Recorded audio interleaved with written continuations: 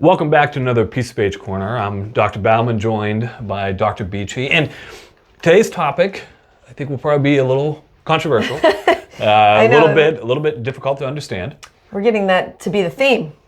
Indeed. And I think it's good for us to continue to try to take on some of these topics or some of these things that my mind says really allow BHCs just naturally to do the things that we want BHCs to do within PCBH.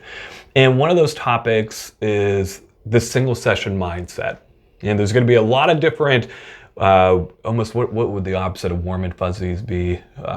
Dark and stormy. Okay. Maybe that's but just something. Aversive reactions. Aversive reaction to those things. So what I wanted to do is I sent out to the listener some quotes from single session. I wanted to read a couple of them and then to have lead off where your mind goes about it, where this is, because this is something I'm getting so much more passionate about when I continue to read more about single sessions. Like, this is the mindset that really works within primary care. And as we'll discuss, is almost a primary care mindset in and of itself when you start thinking about how PCPs And as we found in the old stack of books that Kirk had left in his office, there's, he had workings from single session going back to decades ago, and was actually a huge influencing factor for the creation of focused acceptance and commitment therapy. That first chapter of the brief interventions for radical change talks about this. For radical interventions. Yeah.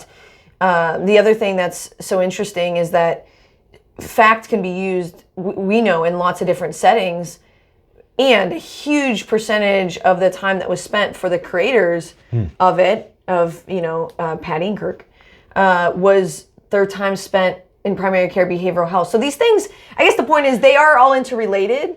And had we have not maybe known some of this stuff, we might not be having this conversation. But there's a wealth of information here.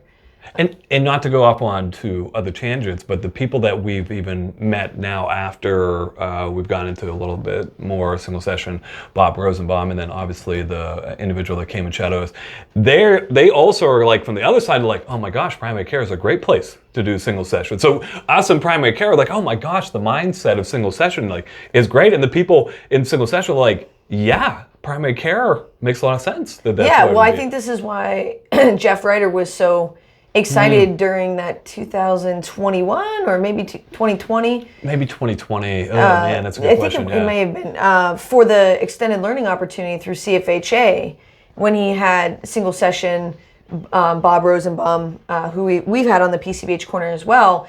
But that's why he was so excited about this, was like, oh my gosh, this whole time right under our nose, we have very like-minded folks who have a ton of literature that says you can help people in these non-traditional structures. Correct.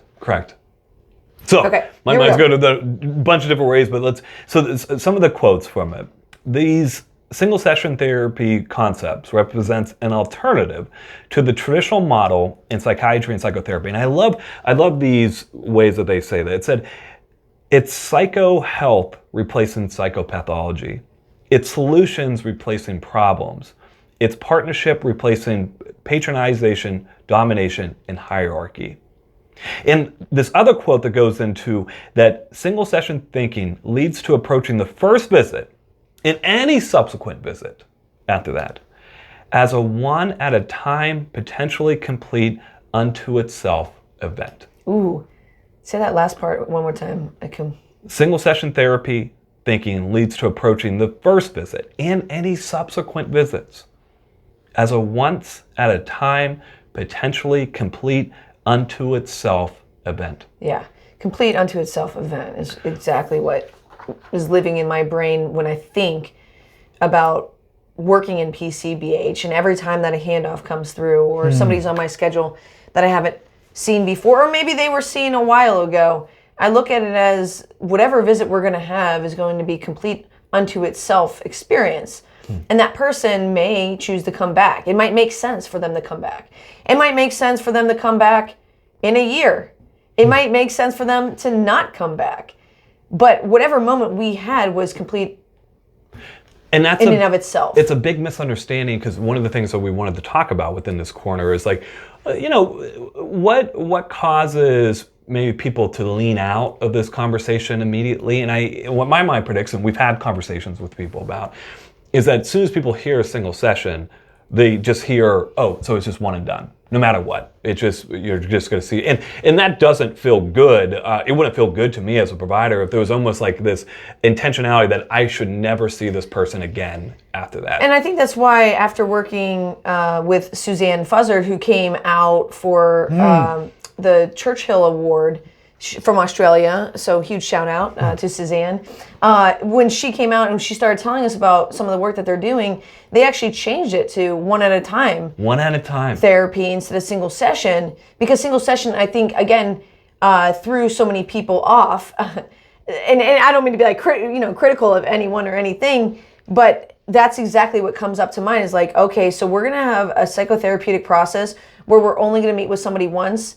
Okay. When really it's like you're missing kind of the crux of it. You're missing the fact that, what was some of the quotes on there about switching from the collaboration? Right here. Oh, yeah, here we go. Partnership replacing patronization, domination, and hierarchy. So it's really saying that we believe that the folks that we're working with know what's best for them. And they know what they need and what they don't need, and they have agency in their life. Oh. And we're gonna, go. They come to us for expertise, but I think Suzanne said this. They come to us for expertise, but they're the experts on themselves. I have so many thoughts about Suzanne. The one thing I wanted to touch on that you were just saying there is how often, and unintendedly, again, let's all be kind, compassionate, we're not doing any of this stuff intentionally, but just the unintended consequences that we rob people of their agency a lot. We rob people of, any time that we go into saying this person needs this. Yeah. That very much, think about the hierarchy that is inherent within saying that, and how much that robs this person of their ability or their agency that they can make some meaningful change that they might not need to come back. I mean, talk about Jedi in the initiatives. I know. I think that it's awesome to have safe spaces, and we do. I think it's awesome to have the signaling. We have, this flag, and we have that in all of our exam rooms, and we have that all throughout our organization. But you can't stop there and say, "Oh, this is Jedi." I think. Having justice, equity, diversity, and inclusion. I think I spliced something in there, but justice, equity, diversity, and inclusion. You kind of have to walk the walk here. Correct. And so, this is what I think that they're getting at with single session is that it's not about myself as the doctor telling you what you need and you're going to need 18 sessions. It's saying that you know what's best for you, and you know what you need and what you don't need. And think about the hope that inspires as well, that when you approach a visit in that way, and one of the things that Kirk taught us, right, when we do our introduction, is that we even highlight that some people get what they need out of one visit. And think about what that then portrays to the patient then, about this might be something that's kind of useful. This might be something that's helpful. Patty and Kirk did a fantastic job of taking from solution-focused brief literature, from single session literature, and baking that right into that introduction of some people get what they need out of one visit. Some folks decide to come back for some follow-up visits to learn more skills. We can play that by ear. So you're going into exactly like you're saying. I didn't mean to woman-splain you. No. But they've set up from the beginning that it's not a failure if we go and we have this one moment in time, complete unto itself, and then it's determined that, I think I kind of got what I need. I know the direction I want to go in. I'll let you know if I need something else. It's not seen as a failure. And on the opposite side, it's not a failure if you need to come back. Well, and that's true. That's something that the single session mindset, and this is, I think, an important part, because oftentimes, in psychology, obviously, we have orientations and theoretical understandings and stuff, and I think it's an important thing to say that single session is not necessarily like a theoretical orientation. It is a mindset of how to deliver some of these theoretical orientations. So let me ask you this. You said in the beginning of this PCBH corner that having a single session mindset is just absolutely really important to the work of a BHC. So can you walk me through why? Absolutely. I'm just going to jot down some things. The first thing that my mind goes to is, and bring me back off of this tangent because I think this could be a tangent, is that I think we could actually say that they're synonymous. Let me know where your mind goes with this because this might not make sense. That a single session mindset is actually a primary care mindset. Because if you look at primary care providers, it's not like primary care providers are working with patients and saying, hey, from the very beginning, we are going to need so many visits to get something done. That's true. When they approach a visit, it is independent of anything else that's come before or after moment with that human. Right. They're going to do what they can to get it done. They're going to try to focus in on what the maybe presented concern is or what the patient wants to address what they need to address. Address what they want to address. And at the end of that interaction, is where there's a decision of, do we need to follow up again? Yeah, not at the beginning. Not at the beginning. Not in the middle. It is at the end of that interaction. So one of the main things of why that my mind goes to is, okay, this is actually reflective, again, I think we could call it a single session mindset, a primary care mindset, that we're going to allow the moment to be the thing that defines what we need to do after. Okay. And there's also going to be this idea that we can get something done that's meaningful. Right. That it doesn't need, like, we actually believe in that this moment could be radical. This moment could potentially create an incredible ripple with this individual.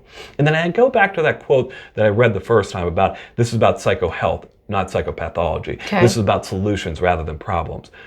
If I believe that I can have a moment with a patient in this one visit, okay, and that it's about getting them back to their values, which would be maybe taking an act or a fact perspective and putting it into a single session mindset.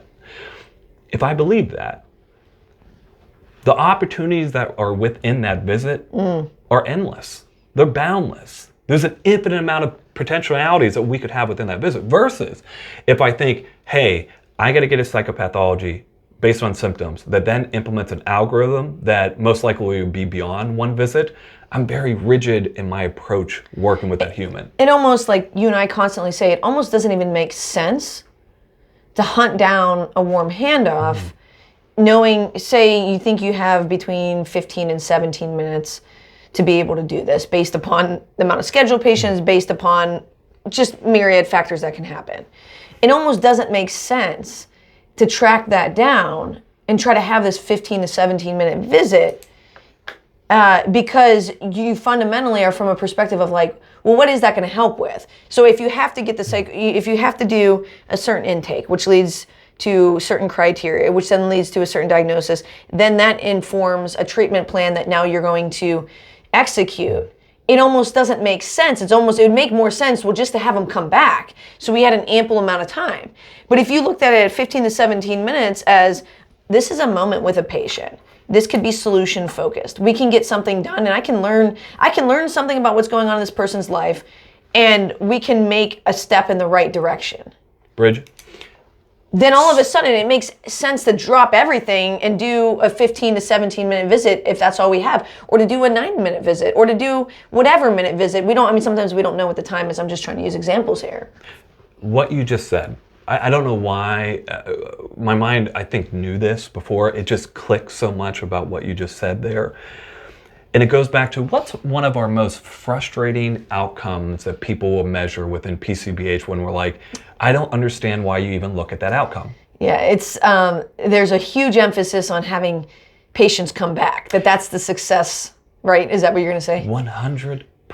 Yeah, because you just do the visit and it's 100% referral rate. Remember that follow through. Remember that one article that we saw that they actually were saying like handoffs didn't work because they didn't necessarily have the people, it didn't increase the likelihood of this person coming back. Right. When it's like, and I remember emailing the authors and be like, well, but what if they didn't need to come back? Like, what if they were, and it was like, it wasn't even in their schema. I was like, well, that can't be. Like, yeah, not to be judgmental, but correct. From their perspective, I would imagine there was maybe the thought process of, we're going to enroll them in treatment. And so enrolling in treatment from a traditional lens, the way most of us were taught, would be the execution of an 8, or they might make it a 6 or 8 if it's in primary care session protocol. Right. So if somebody did come, so from that lens, it actually totally makes sense why it was a failure. Because if you have in your mind that, okay, normally 12, 18, 24 sessions is what's common, primary care, we're going to get it down to 6 or 8 sessions, maybe even 4. And so you have one visit and then they don't come back for visit number 2, then that's seen as a failure from that lens. And as you were saying, why would I search out Handoffs then? If one, that's my outcome measure that I'm saying. And what's really interesting about the single session research that they've shown, right, is that we have a lot of people, again, as we all know, we keep saying this stat over and over again, the mode number, the most likely common scenarios that someone's only going to see a BHC or behavioral health provider in any setting one time. What our kind of assumption is a lot of times that the people that don't come back, they're doing worse. And what's interesting is that when they've done research about this, is that they're actually, people say, no, I actually got what I needed. It was okay. I didn't have a follow-up. So it even is in that thing. It's like, why do we have that as an outcome measure? It's because we're not looking at it from a single session mindset, dare I say, a primary care mindset.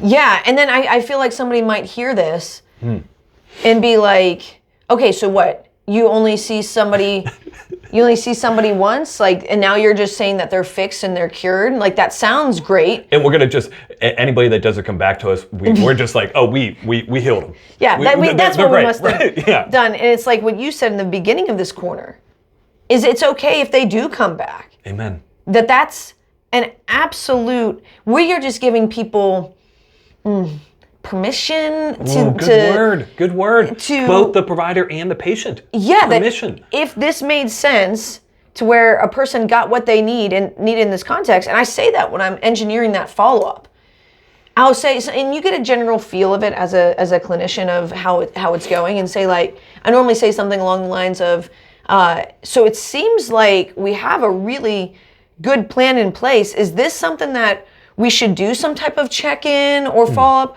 Or is this something that you want to call us if you need something? You have my name. I mean, what would you prefer? And sometimes they're like, yeah, I really think I need a follow-up and I'm like, about a month? They're, oh yeah, month and a half would be perfect. And I say, listen, I think that's a great idea. 4 to 6 week check-in, heck yeah. Also know that if something changes and you feel like, 4 to 6 week comes up and your appointment is on its way and you feel like you got what you need, it never hurts my feelings if you cancel. Cancel the appointment. And if, I say, even like, this might sound crazy, but like, of course I want you to let us know, cancel it. But if you did miss that appointment, maybe you couldn't get through the phone tree or whatever, don't ever think of that as a disappointment on my end. I'm always here. So even if you missed your appointment for whatever reason, I'm always here, because I found that happens so much where people feel so guilty and they feel so bad about missing that one appointment. I've had people try to call, and we are working on our phone systems, but they're on hold, whatever, something happens. And so then they feel like they can't come back to me because they feel like they've damaged the relationship. Like, oh, I let you down. Yeah, I let you down. And I'm letting people know, like, and it's not like, for nobody panic. It's not like our no-show rate has gone through the roof or anything. It is completely... It's actually very low compared to... We have a very low no-show rate. Can I tell you this one story? Yeah. So I've been on this kick a little bit more about talking about single session. We're consulting with a primary care association in the Midwest, a couple Midwest states, and I remember having a conversation with the individual, and I don't think she is a behavioral health provider, but she said, like, I've been to therapy before.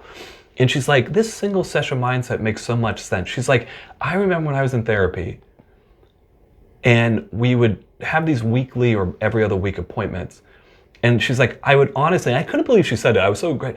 And this is one person, so I'm not saying this is like data or anything about what the vast majority of people experience. She's like, I would get so nervous going into the appointment because I'd be like, I have to come up with something to talk about.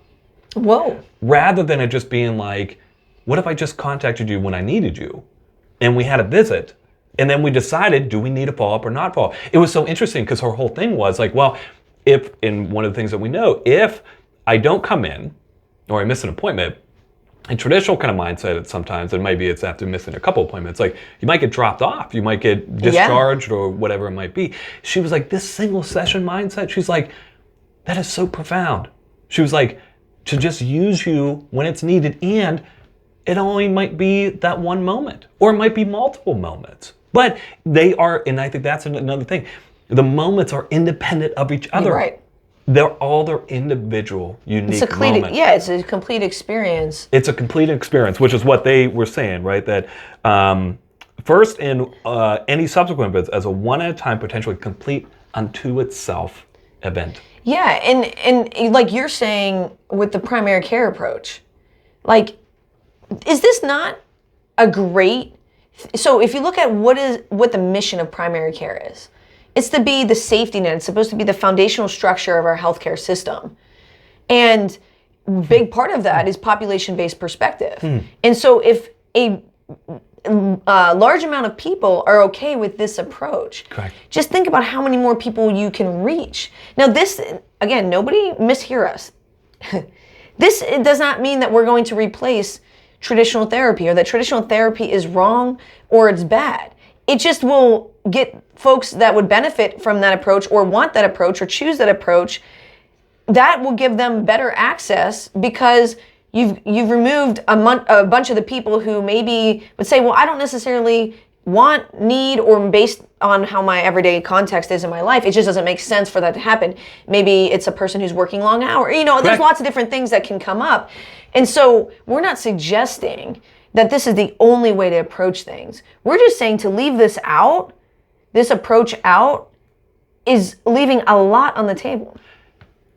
The other thing that my mind goes to is, this is what, I can't remember the training that we were doing, and the conversation got brought up about like, well, you can't treat trauma in a single moment or a single session. And I remember our response was, you know, I don't know. I don't know if you can treat trauma in a single way. I mean, there's some really interesting research coming out about the prolonged exposure, that people are doing some really great stuff within primary care settings of like 3 to 4 visits, and they're having some really great things about that. Regardless, though, the question almost isn't relevant. It's like, I don't know if I can treat trauma.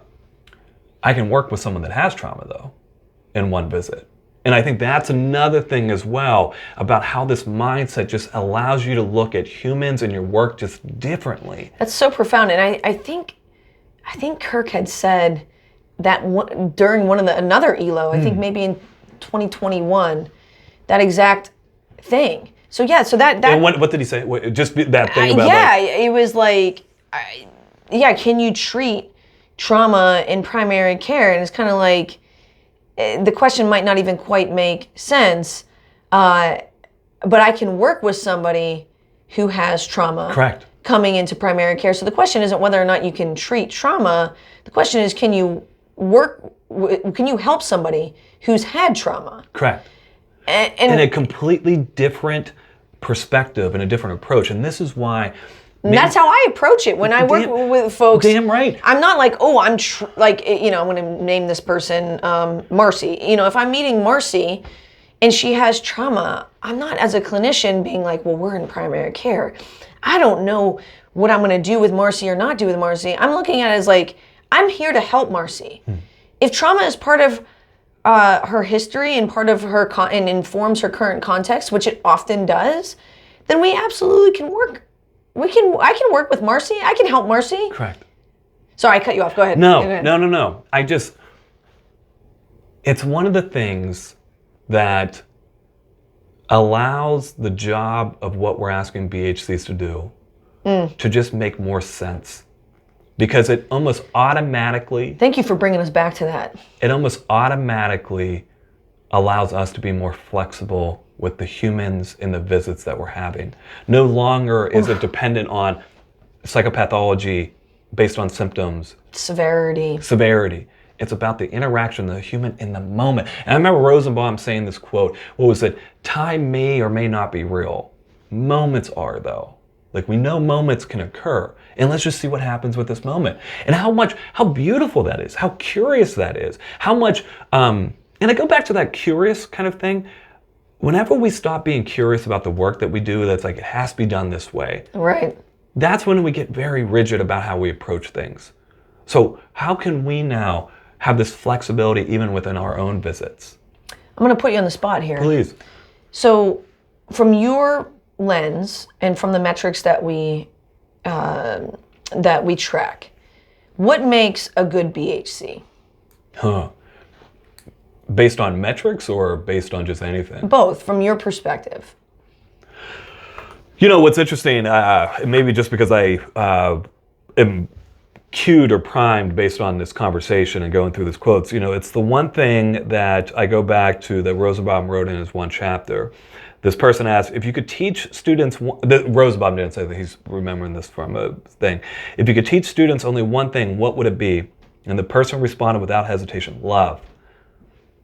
I would teach them to love their patients. And the reason why is because when there's a sense of connection and doing deep and important work, a lot of the stuff makes sense about what we start to do. So what kind of things that make sense? So I think for a BHC, when you find joy in your work, when you find connection in your work, and not only with the people that you work with, but the philosophy of primary care, when you understand that, feel connected, feel joy from that, that usually produces a lot of the different things that we want this to do. And I would also say it produces a single session mindset. And what would that produce? Like what tangibly? That would produce more visits. That would make sense why we would do handoffs. It would make sense why we would want to capitalize on moments of agency when they're being requested by the patient, the provider, any support staff member, all these different data metrics. And it would make sense why we would see a lot of unique patients. So if you went through, off the top of our head, if we went through Gather, being a generalist, seeing all people, now it makes sense why we see all people. If you're going to be the A for accessible,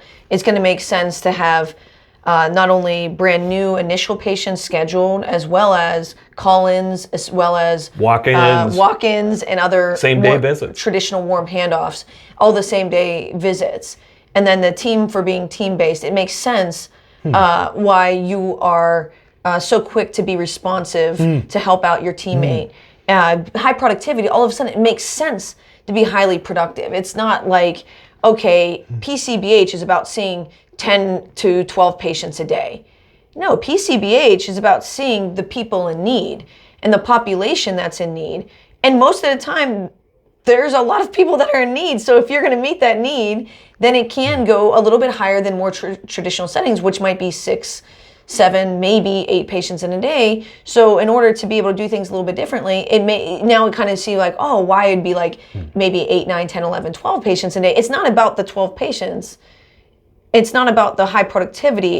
It's about meeting the demands. And if you meet the demands, then you easily get towards double digits. What's interesting, it's almost like, as you were describing all of this, it's almost like the values of the 4 C's of primary care and of Gather are at this end here, right? It's almost like our vehicle, one of the vehicles that can get us there would be single session mindset. Yeah. That allows us to get to these things. It almost makes the ride a little bit more smoother, which would be redundant to say, but it almost like makes it a little bit more straight lined. No, it does. No, I think it absolutely, because if you don't think that you can get something done with a person and that you need to have this structured X, Y, and Z, it makes very little sense. It makes very little sense to provide services to somebody if they present with a condition that you haven't been explicitly trained in. It makes very little sense. It makes very little sense to do handoffs that maybe only have 10 to 15 minutes of a visit time. It makes very little sense to see it as routine. So the E is the educator, and then the R in Gather is routine. If you couldn't help somebody in a 15 to 17 minute standpoint, right? Absolutely. But when the single session mindset, you know that you can. It wouldn't make sense to see, as you were saying before, not only things that you aren't trained in, but it wouldn't make sense to see certain levels of severity. Yeah. If that wasn't the approach. And what we always say that we want things to be routine. So you come in, you see the medical assistant rooms you, the nurse maybe comes in and asks you a question or two, the physician is going to see you, and now you're going to see your BHC. That's all very like routine. If you couldn't be flexible with them and having moments, then it only had to happen through the execution of psychotherapeutic interventions in a 45-minute installment for this many sessions. That doesn't feel like a routine part of primary care. It would almost be theoretical. Yeah. In a sense. But that it almost would be a puzzle piece. We love putting together puzzles. It would be like you're really trying to slam this puzzle piece into this puzzle when it's like, it's not even a part of this puzzle set. Yeah. Yeah. Yeah, and we know, again, the T and Gather with Timebased, we know that person is getting care from many angles when they have the medical assistant, the nurse, and the physician, and the BHC, and maybe they go to X-ray, maybe they go to pharmacy. That whole thing is a complete experience. And it's routine, and it's not contingent. None of that stuff is time contingent. None. All of that is moment and solution contingent. Ooh, moment and solution contingent. Yeah. I love that. Not time-based. The thing that I'll end with, and let me know where your mind goes as far as the ending. One of the things I love about the single session mindset when we first heard about it is you and I think, have grown to love. I don't know at the beginning if we did. We have grown to love when our mind's assumptions are challenged. To us thinking about like, well, why do we do this that way? Why do we take these things just as this is just how it is? Why is that? And I think one of the things I would encourage is that this probably, as we said before, maybe hits in a certain way, the single session mindset. Even the words, single session, probably ignite relational frames that just aren't like, it's like, oh, no, that doesn't feel good. Why? And what assumptions have we built our understanding on? When it's like, are those true? Are they based on what we know? And I think that's one of the most profound things I love about the single session thing, is that it challenges that mindset of how can we do things differently. And it's very interesting. There is a robust body of literature, and many other countries are the ones who have embraced single session therapy and single session therapeutic approaches. And so I would recommend get signed up for a training, get signed up for a course, order a book. Thank you for saying it. Thank you for saying it. Is that the one that you just ordered? Yeah, that's the one, the single session thinking and practice in global, cultural, and familial context. Oh, geez, that's a mouthful. It is a mouthful, but it's one that I'm reading. It's really great. It provides single session thinking and practice. I think there's one I just ordered, Capturing the Moment. It's a single session, and I think someone on the listserv actually suggested that as well. Is definitely, in, like most of our PCBH corners, we hope that this maybe stimulates some of your mind going, and that there's a want to then search out, get more information about what this could be. Yeah, I mean, I think that's this whole thing, is don't take our word for it. Absolutely. Try it on for yourself. Do some reading, do some training. Challenge yourself to think about the next warm handoff you have as that it's a complete experience unto itself, versus always thinking about that the goal is to have them come back. Although you might have them come back. Again, don't mishear me. And I love this. I love this thing again about. I love what you said about solution. What was it? Solution and moment contingent. Yeah. In that moment, independent of what has already occurred, independent of what is going to happen, it is this present moment that we're going to allow to see what happens, free of expectation. And I love that kind of thinking. Yeah, so let us know how it goes and what you think and what you experience. And it's all about experimenting. Amen. Well, as always, let us know where your mind goes. Rumble back with us, because we assume this might prompt some rumbles. But as always, thanks for stopping by.